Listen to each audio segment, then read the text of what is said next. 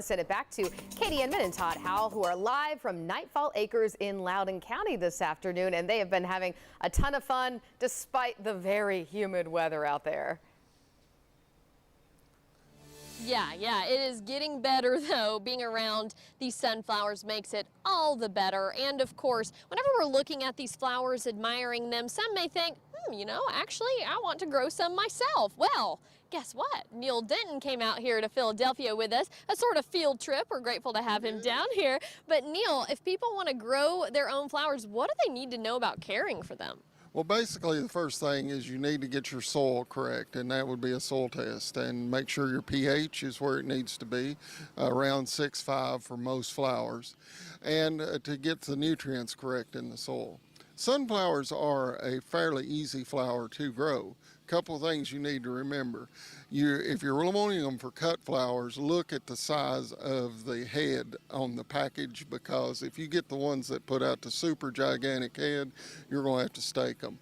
So you're looking for something that puts out a moderate sized bloom, and they require a good bit of nitrogen to get them to grow and produce what you would like for them to produce.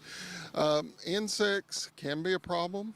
Certain sunflowers can be real susceptible to a boring insect that can make the stalk weak, and a wind come along and it just break off.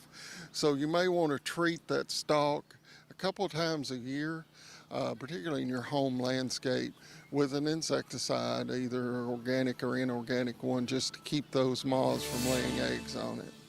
Zinnias, another good choice, but as the owners have found out here, Japanese beetles love them. So when you see the first one, there's going to be hundreds more to come.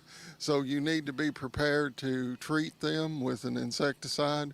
Some of the ones that are out there that will work and will help take care of them is the spinoscids, and also some of the pyrethrins will work for them.